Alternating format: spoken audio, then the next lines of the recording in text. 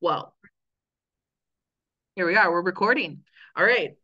So, Jennie, I want to really just start by saying that it was a complete joy to get to meet you, connect with you, and have the opportunity to have a little extra time in the airport with you also, honestly, where we got to just walk around and chit chat and really hear more about each other's hearts. And that's first and foremost what I love about having opportunities to be in person, because I love that we can meet on Zoom like this. And Jennie, where are you located again? I'm in southern Indiana, Okay, Evansville. well, yeah, and I'm in central Wisconsin, right? So the fact that we can Zoom and see each other and, get the vibe from each other is always fun. But I'm first and foremost an in-person person. So getting to meet you and spend some time with you in person is always special for me. So I want love to ask you, what was your like push to say yes to attending the Berkshires retreat, and share a little bit about that. Like, why did you say yes to going? What were you looking to get from Um, um, that? I try to attend at least one in-person event each year. Mhm. And when I met Joey last fall, I immediately said to myself, if I can attend an event with her, that would be my goal for the year. And I don't know, I know she had the cruise and that timing didn't work for me. I initially said no to this event and then regretted it and cried and all the things. And then it worked out that I was able to go. And so just it's such like you're talking about in person, it's just such a different experience to have several days and evenings to continue the conversation, to go deeper, to let your guard down. And I think you just get so much more out of time spent with people. I mean, Zoom is great, it's better than nothing, but it just doesn't compare to an in person ongoing event, I think.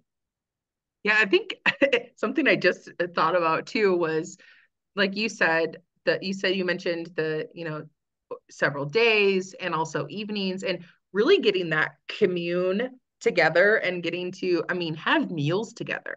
I think that that is also a piece of in person and retreat specifically, to have, it's a lot to stop our business or stop our family things, or, leave our regular comforts and things that we have, at our fingertips, and we've built these routines.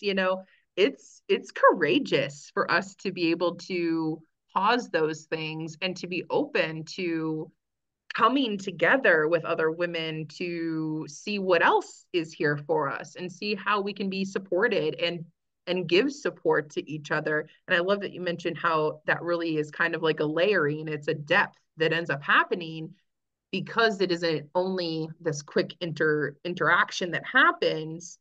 It's like, oh yeah, now we get to go and ruminate on how those conversations were for the day, and then we meet back up in the morning and we start again, and it is another layer of our own, peeling back and what we're here for and what we're looking to receive or any of that. But then also, the interactions have another layer of them, that we get to see each other in a whole nother way, because we're all going through the program, so to say, of the week together, that just kind of bonds us together also, to, like you said, open up that vulnerability, I think. Yeah, and I think there's just a thing too. We're getting up early, like most people got up super early to get there. We're staying up late, having, dance parties and Yes. wine tastings. And the more exhausted you get, the more layers fall off. I think it just, there's just something about being exhausted at an event and still pushing through and still just being more open to what's going on and letting people see you for who you are. And I'm pretty much about being authentic anyway. I'm pretty transparent. I will tell you anything and everything about myself. I've made tons of mistakes. I've done a few good things, but I don't hide them because I don't feel like anybody benefits from thinking I've, which I doubt they do, but if, if anybody thought I had it all together, I don't think that helps anybody. I think it helps them to find out all the ways I've crashed and burned and keep coming back. Yeah, getting back up, persisting on being okay with, and I love the whole idea that it's a new day. I have a friend that she calls her Facebook group It's a New Day Cafe, but really we kind of embody that idea of we get to refresh, we get to really approach our day in a new way, because we are not the same people, especially after experiences like retreats, that we walk away with so much newness in our spirit and the way that we want to approach our business or our life, that it is a new day. Every day is new in the fact that we learned something from yesterday, even if we didn't sit down and journal it and do this whole process that maybe we desire to do, right? It's still there. We're still growing through whatever we lived through yesterday, and that we're, hopefully being more intentional with it, but it doesn't have to always be, planned for. That it is something that we just get to be a part of and know that it's new and that it could be different than yesterday. I think that's exciting. Oh, yeah. I think definitely, every morning starting out with your intentions for the day and just mindset. I really, really did not know about growth mindset and fixed mindsets until last year. And we won't say how old I am, but I'm like old and to never have. Wisdom. I call age wisdom. Yeah, well, I was probably the wisest person at the Berkshires. Well, I'll just say that. Um, Not really, but age wise. But um, and now I'm just blabbering off track. Oh yeah, fixed mindset. Yeah. I found out last year for the majority of my life, I've lived with a fixed mindset, but I didn't know that that was a thing. I didn't know that it wasn't just the way I was, which is what I thought. And so for years, I look, not that I mean, to step out and start a business was a growth mindset. So I've done some things, but I could see where I'll start something, it would get difficult, and I would immediately think, oh, I'm not supposed to do this because if I was, it should be easy and I should be able to just know it and do it. And so I'd check that and I'd go to the next thing. And when it would get hard, same story. Oh, well, this must not be it. I can't do it. It's not easy. This must not be for me. Check that. And even starting my business, I now look at all the things I started and stopped and didn't push through because I really didn't know that I could, I guess, and that I should. Mm-hmm. And so um, just being around people with a growth mindset and a different outlook has been super helpful for me. And for them to call me out on it uh, at times as well is not fun, but also very helpful. Yeah, I love it. Okay, so I like that you mentioned that the calling out part. I've worked on shifting my word to just say that I'm calling it in, because right, instead of pointing the finger, we really want to, call people up to their higher selves, to just recognize that we have the power of choice to choose our words. And one of the words that I like to lovingly call up is should, right? Shoulding on ourselves is one of the things that you actually would find me going like this to the screen and wiping the should off your face because, right, we can choose to do something or we can choose to, allow it to persist in our life and feel the discomfort that it's bringing us. But that empowering choice of I can decide if the this thing is no longer serving me and I can choose to just take a step toward it to see if it is, and kind of test the waters out.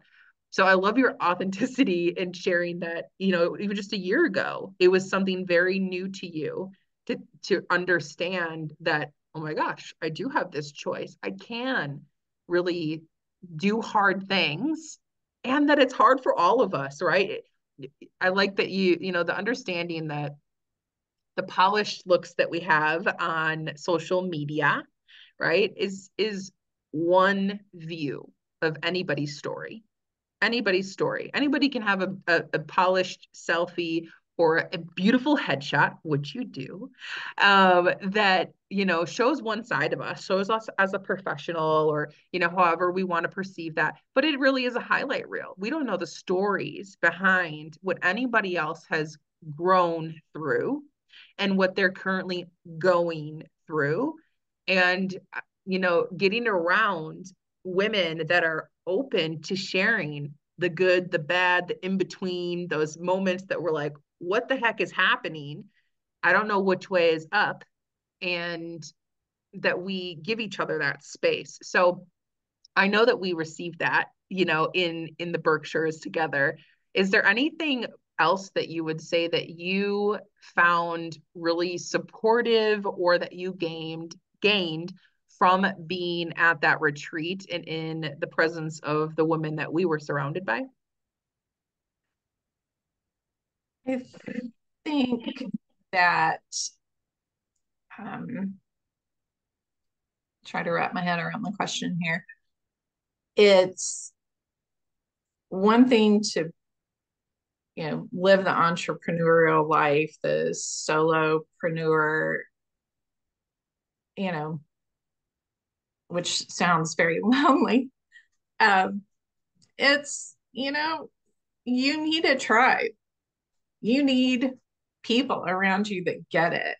Like my husband loves me, supports me. He has absolutely zero idea what services I provide for people. I don't even know what he tells people if they ask, like, what does your wife do? And he's like, oh, she's home all day with the chickens. I don't know. It's probably what he says.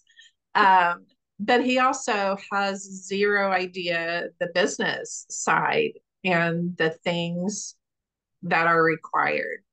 And so I appreciate him and his support, but it's nothing like the support I received in a group like that, where everybody's kind of dealing with the same things and they get it. And just being known at that deeper level is just such a gift. And I really, really loved having that and walking away with that, and then being able to continue that with the different people on the trip, and to just, kind of take it from where we left off and just continue the relationship, but to have that really solid foundation that went beyond the superficial level. Did you know any of the ladies before getting together? Not much. I knew Erica a little bit just from some online stuff and nails and and Yeah. that kind of thing. And if people had been on a gloss call and I had seen them, or but not really very many. Um, yeah. Yeah. Yeah, that was for me too. I think I had saw Pam on at least one or two maybe of the classes in the Gloss Loft, because I recognized like her face looked familiar to me. And Krista, we had found out that we were Facebook friends Are you? years ago, didn't get connect like actually connect. We had some messaging back and forth that was like, oh, we need to, have a one-on-one. And it never happened. And then we found out that we were connected and we were going to meet each other in person. But outside of that, Joey and I had, of course, connected as the photographer and being a member of Gloss Loft for about a year then. How long have you been in the Gloss Loft? Just since December.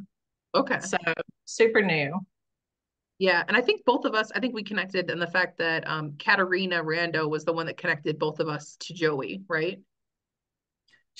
That's how I met Joey. Okay. Yeah, me too. Yeah. I remember that we had that exchange in the airport. I think that we made that connection. Um, so was your intention going to the Berkshires? Was that really to get that support and find more of that community encouragement for being a solopreneur? Was that really like your intention for going? Yeah. I really didn't Mhm. really have an specific intention. Okay. I kind of just approached it that I knew Joey would be there. I knew that she would bring so much value to my business world because she has on our coaching calls and any other exchange I've ever had with her. I walk away going, how does all that fit in her head? Like, how can she know so much? So I just kind of wanted to have an open mind and an open heart and not have any preconceived ideas. Like I knew it would be amazing. I knew I'd never been to that part of the country before and kind of wanted to experience that. I mean, it was literally mind blowing to me that I was standing in a city that existed before Indiana was even a state. Right. And I know the United States is pretty young compared to when you go overseas and things are 2,000 years old and we were like, oh, the bicentennial, we're 200 years old. Right. That's my reality. 200 years is a long time. And so just to stand there and look at that monument that was like, we were here in 18 whatever, and I had to look up, when did Indiana become a state? And I was like, wow, we weren't even a state when people were living here and having a city. So it was just really good to get out of my normal surroundings and being isolated in my log cabin out here with the chickens and just go and experience something new and different and definitely worthwhile. I love that openness that you're speaking to, really coming with that open mind and an open heart and just being willing to receive what was there for you. That's really cool. I like that. So I'm curious about the chickens. Is that a hobby farm? Is it a business, like a side business that you're doing? Talk about your chickens. Um, it I it's it should have taught me a lesson about when people talk about manifesting because apparently I manifested chickens. I used to buy, well, I still have them, but like metal chicken, little, sculptures. We have chicken plates that I got at Target with, plastic plates with the chicken on them, just different chicken things. And I thought someday it might be fun to have chickens. And so my husband has always had a dog. And when his dog passed away about a year after we got married, he said, I'm not getting any more dogs. And I was like, God, I was glad Chicken about time. no, they were not on my radar. I No. thought after we retired someday it would be a Oh. thing to do. Well, I came home on my birthday 3 years ago, 3.5 years ago, to a chicken coop in the driveway. And I don't think it was a birthday gift, but somebody down the road was selling one and he just happened to buy it on my birthday, is how I really think that happened. But um that was August. I said we are not getting chickens before the winter. I don't want to try to keep baby chickens. I mean, I started reading at that point, and there's a lot. Neither one of us had ever had chickens. We didn't know what we were doing. Mm. So I said, no, we need to wait till spring when we don't have to keep them warm all winter and all of that. So I think the day after Roll King put chickens on sale, he came home from work one day with 12 3-day-old chicks. It's like, we got chickens. And I'm like, OMG. So, just like very much like parenting, we don't agree on chicken raising. I'll read an article and think we should do this, and he'll read a different article and think we should do that. And we never Oh my seem God. to read the same articles. Um, but it's really just, I think they kind of filled the void of a dog that he had, because he then had something to, it's not the same by any means, but it was something, and he knew I was interested in it. So I would have held them a lot more if I would have understood that they're the closest living thing to dinosaurs. So they're a little terrifying, and they look like little raptors, Oh my and gosh. they look at you and they cock their head, and you're thinking you're plotting to murder me, aren't you?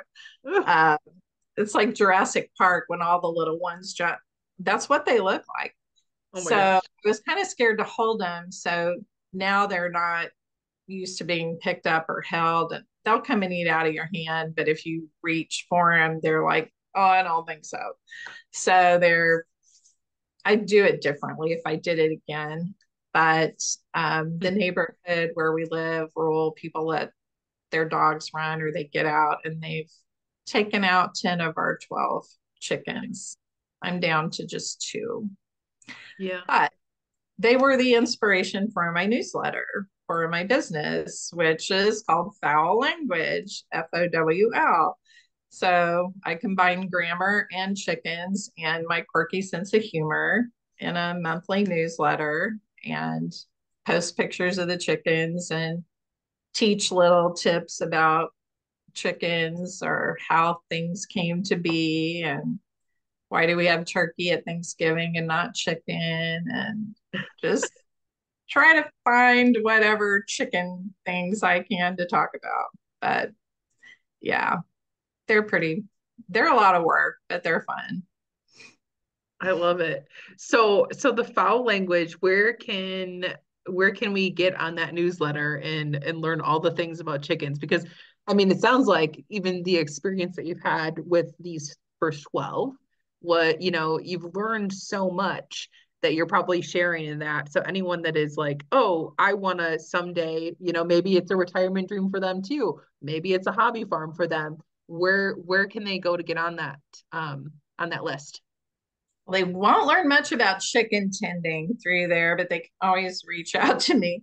But my website, which is currently up, but I have a new one in the background, I'm trying to get out by the end of the month. What's today, the 25th? I got to get on it. But that whole tech challenge thing, it's been a challenge to try to get this website revamped.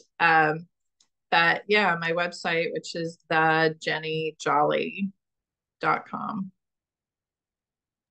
you can sign Okay. up. Great. So if they're not learning about chickens and it's about foul language, what's a snippet about what you receive on that list? It's a lot of grammar tips, things about Okay. that. I tie chickens into it. I use chickens in the sentences for the examples, and Oh, funny. just teaching, how do you know the difference between affect and effect, and Oh, um, what's a homonym, what's an oxymoron, what's a to me says, what, just all kinds of random language things. But then I also usually have something about chickens in there too. Like Oh, what's so dust sweet. like what's dust bathing? Do you know what dust bathing is for chickens?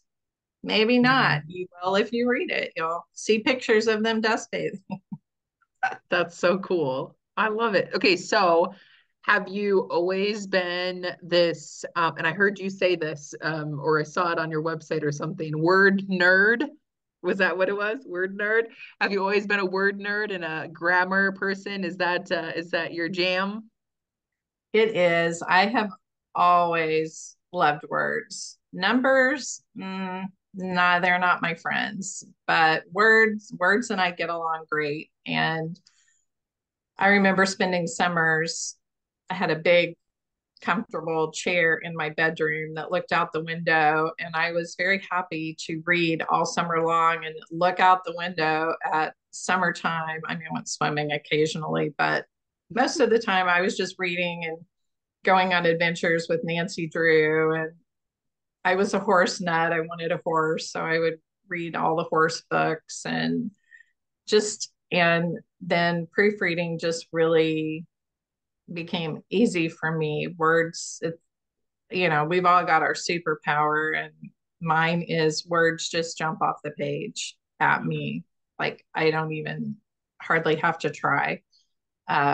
So I always did it at jobs that I had. It wasn't ever part of my job description, but I was always proofreading everything, or people would give me things to look at, and just something I love to do. I literally would read proofreading books for fun. I don't know who else would do that when it wasn't their job, but I did.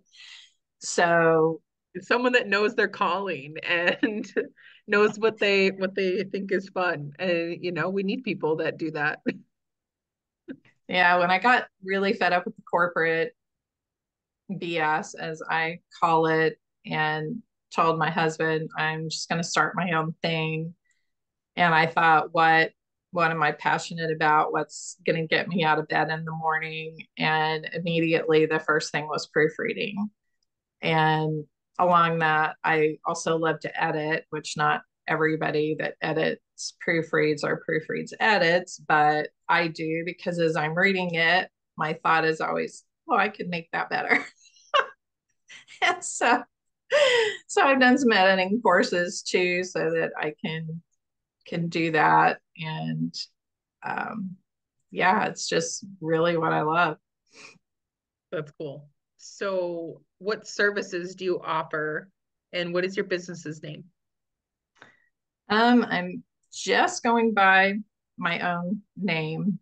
The name that I had initially picked for my business was more of an administrative name, because I thought that was kind of the route I was going to go. But before my business ever launched, I decided I didn't want to manage people's calendars or their emails. And that wasn't going to get me out of bed in the morning. So I kind of shifted away from what everything was set up under to just use my own name right now. And I proofread pretty much anything unless it's highly technical or involves math. I proofread children's picture books. I proofread memoirs. I proofread courses that people have created before they put them out in the world. I proofread people's newsletters before they send them out to their mailing list. Just all ebooks. I did 2 ebooks last week that people sent me before they published them. And then I also edit. So and I do a lot of developmental editing, like if somebody's trying to create their book, but after they've done it, I can say, oh, this paragraph should be here. And oh, you never mentioned this subject that you act like everybody knows what you're talking about. And you need to bring that in somewhere. And so I can more line edit, copy edit things as I'm proofing them. And then I also do some writing. So uh, I get my creative writing out with the newsletter, but I do help people write their newsletters or email sequences or website copy. Occasionally, I audit websites and tell people what's missing or what they could possibly change up. So if it's got words, I'm kind of down for it. Jenny the wordsmith. There you go. I know that's a chief word nerd. That's Chief word nerd. That's it. Yeah. my business. That's my title. I love that. That's very cool. Okay, so let's wrap this up by thinking about the retreat and getting together.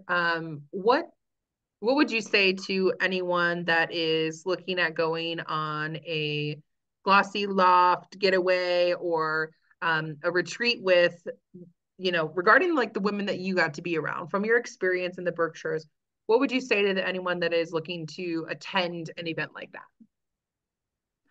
I would 110% say go. You really can't put a price tag on the experience. Just the amount of mastermind that goes on. I mean, just when you get two people together, you have something, but when you've got, I think we had like 18 people, when you have 18 women in a room who are all motivated and have different experiences in the business world, and they can offer, I mean, people are just throwing out things left and right. You're like, oh, I have this problem. And they're like, what about this? What about that? What? Because I can put a lot of roadblocks up for myself. I imagine we all can, but to have somebody else looking at it from a completely different angle and perspective and can just share with you how to get out of your own way. And also to be able to pour into other people's life too. Like I didn't want to go just what can I get? What's in it for me? I kind of was hoping, what can I give to somebody else? So Yeah. try not to cry again. What I love, Jenny, about what you just said is that, um, you know, how can I, you just said something about, um, and it reminded me of exactly what you said that you do with your writing, which is, the perspective, getting a different perspective and having someone else take a look from a new view. That's exactly what proofreading, in my head is exactly what that is giving people your eyes and your thoughts about what they're saying and giving them that perspective of a reader to know, this doesn't connect well. This could be better here. And that's exactly what the essence of the retreat, from your words, that's really what happened is that you had an opportunity to receive and to give in a space where it was, we're giving each other a different look and a different perspective on what challenges that we have in our businesses and what things that we're launching or building out that we haven't even came to the challenges yet, but we're, like you said, we're all in different spaces and places in our journey that we have those nuggets to share with one another. Yeah. Absolutely. I love that. Well, thank you for being open and willing to share about your experience in the Berkshires and to get to work together. I'm so happy that you said yes also to having your headshots taken by me at the Berkshires. And I know that was like a spur of the moment, like, oh, we'll just check it out. And again, you came with that open willingness to see what was there for you and that we were able to have that connection as well. So I want to thank you for that. Oh, thank you. It was really, yeah, it's just hard to put in words the the whole experience. But yeah, you were definitely a bright spot in Oh, thank you. Well, from the word chief, it's funny to hear that you don't have words. No. that. I know. It was That's a good that thing. speechless. Speechless. That's a great way to top that off. I love that. Thank you so much, Jenny.